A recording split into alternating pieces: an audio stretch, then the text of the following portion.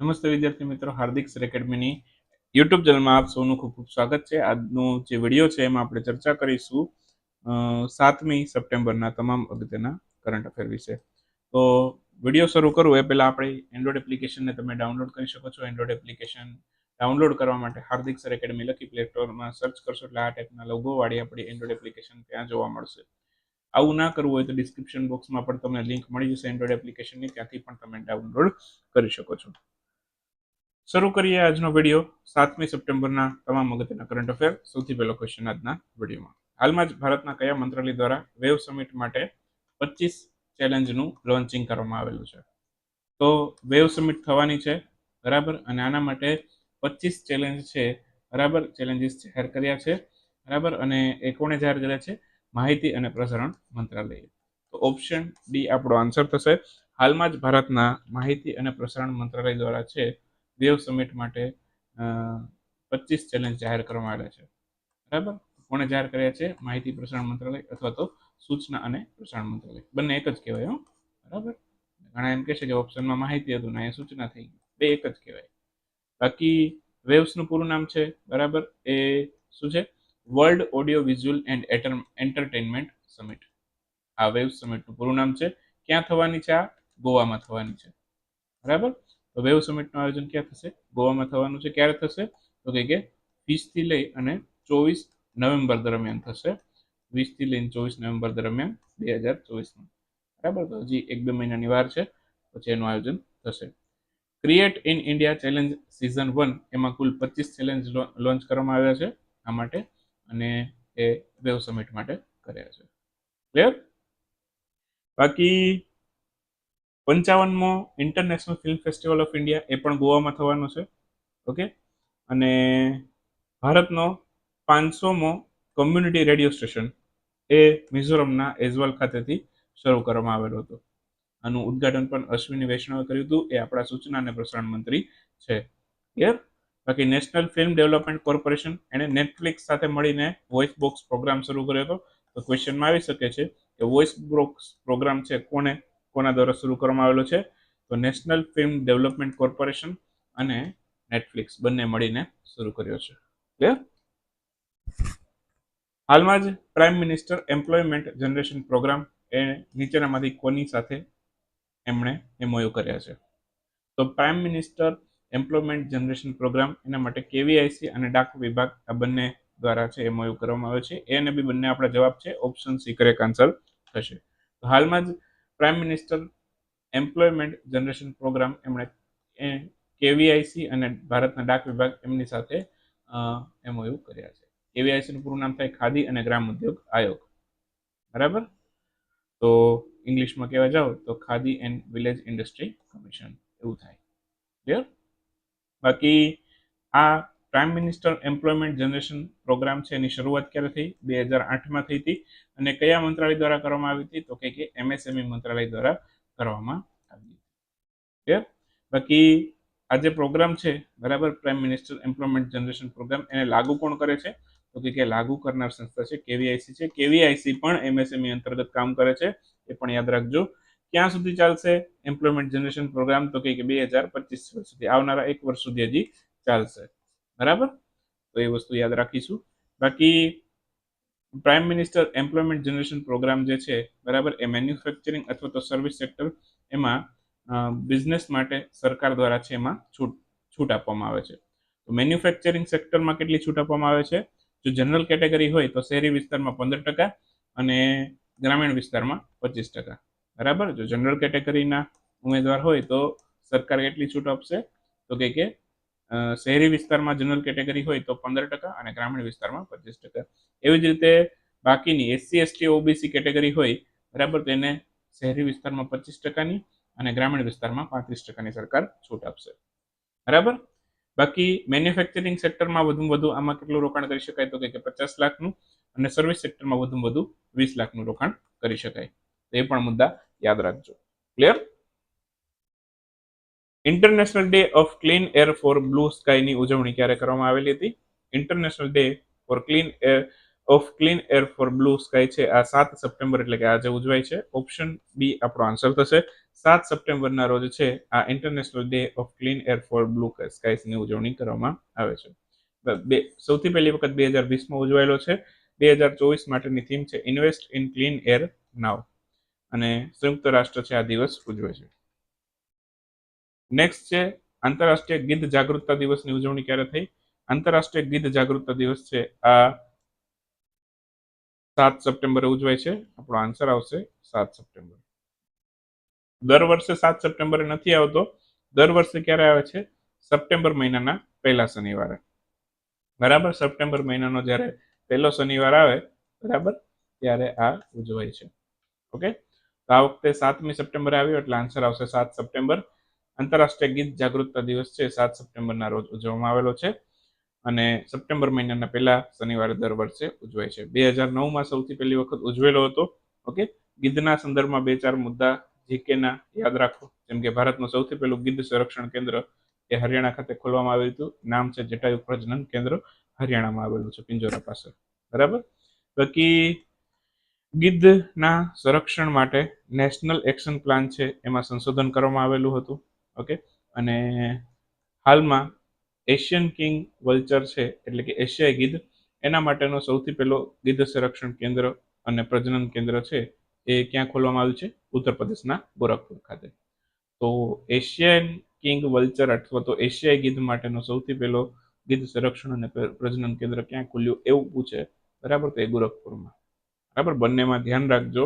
ભારતનો સૌથી પહેલો કે તો અહીંયા છે, પણ એશિયન કિંગ વલ્ચર માટેનું કે તો એ ઉત્તર પ્રદેશના ગોરખપુરમાં છે. એ ધ્યાન રાખજો. બરાબર, એવું નથી કે આ ઉત્તર પ્રદેશના ગોરખપુરમાં. અત્યારે અહીંયા બધામાં હેડિંગ તમે ન્યૂઝ જોશો ને તો એવું જ માન્યું છે કે સૌથી પહેલું, પણ કેવા માટે સૌથી પહેલું? એશિયન કિંગ વલ્ચર માટે સૌથી પહેલું મેન્શન કરેલું જ છે બધા ન્યૂઝમાં, તમે વાંચજો શાંતિથી. બરાબર, બાકી આપણા ભારતમાં પહેલા પણ ગીધ સંરક્ષણ કેન્દ્ર હતા જ, અને સૌથી પહેલું આ તો ક્યારે ખુલી ગયું છે ખબર છે? 2001માં જ હતું આપણી પાસે ગીધ સંરક્ષણ કેન્દ્ર. એટલે અહીંયા સૌથી પહેલું જોવા મળે છે ગીધ સંરક્ષણ કેન્દ્ર ઉત્તર પ્રદેશના ગોરખપુરમાં. એટલે ઘણા કોમેન્ટ કરશે તે, એટલે હું તમને કહું છું સાહેબ તમે આ ખોટું કરાયું. બરાબર, સૌથી પહેલું હરિયાણામાં જ હતું, 2001માં ખુલી ગયું હતું. બરાબર, પણ એ ગીધ માટે હતું, અને અહીંયા સ્પેસિફિક ગીધની એક પ્રજાતિ છે એશિયન કિંગ વલ્ચર, એના માટે ખુલ્યું છે. એટલે જો ક્વેશ્ચન કાઢે તો એમાં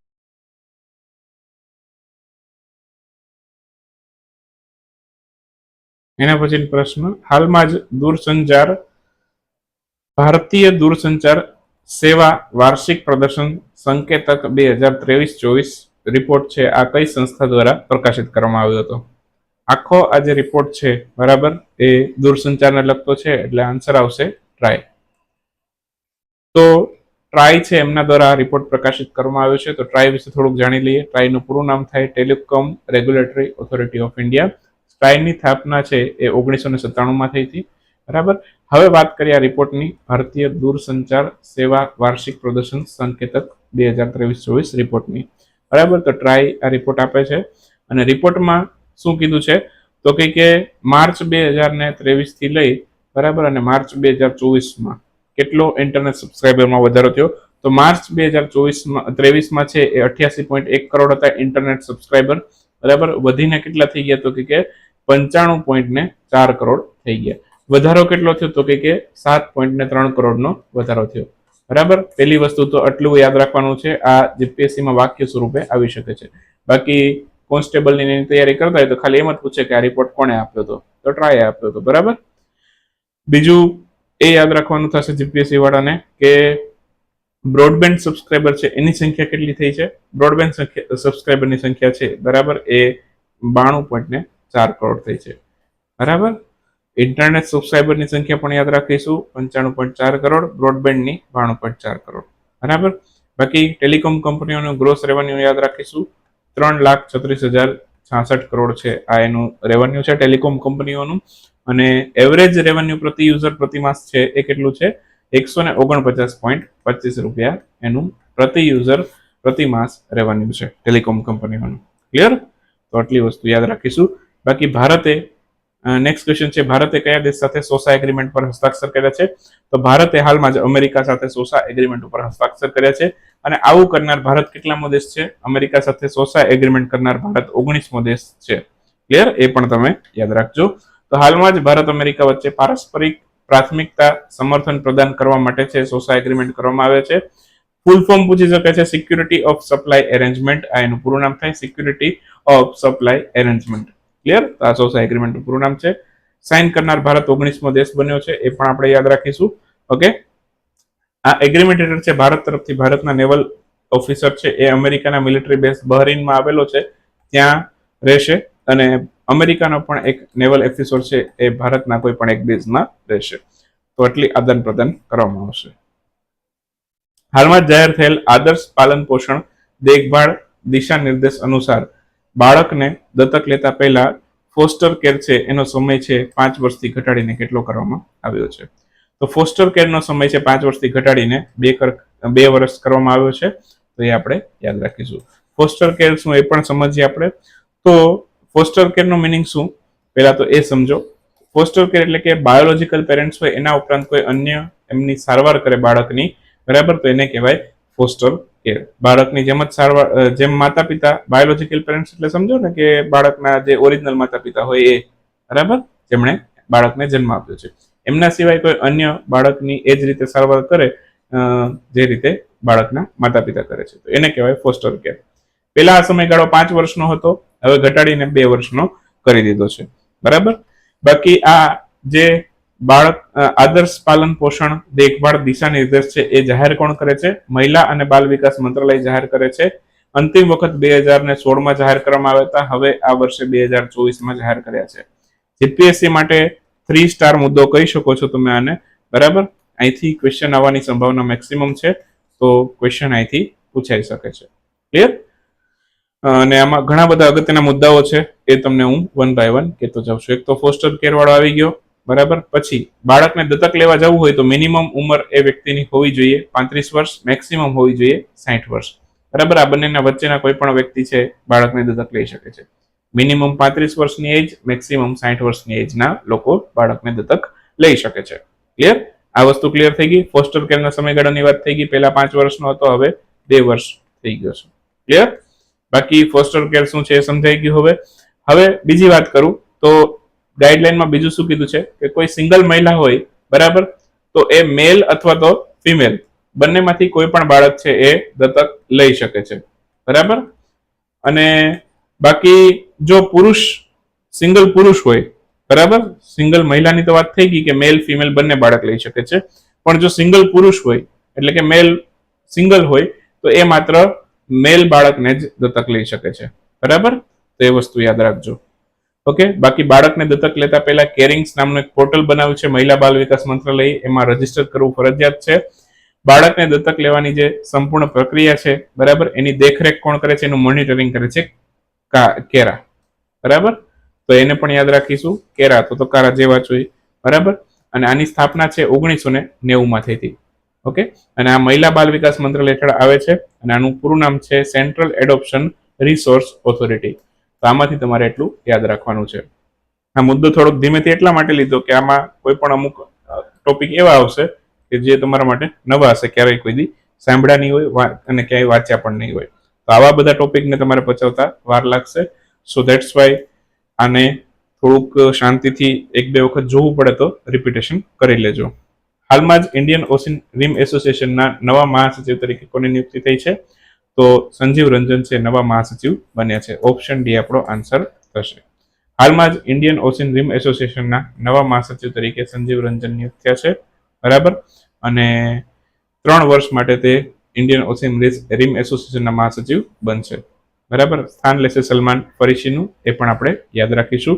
બાકી ઇન્ડિયન ઓશન રિમ એસોસિએશન, બરાબર, એનું હેડક્વાર્ટર મોરેશિયસની અંદર આવેલું છે, અને ટોટલ 23 દેશો આના સદસ્ય છે.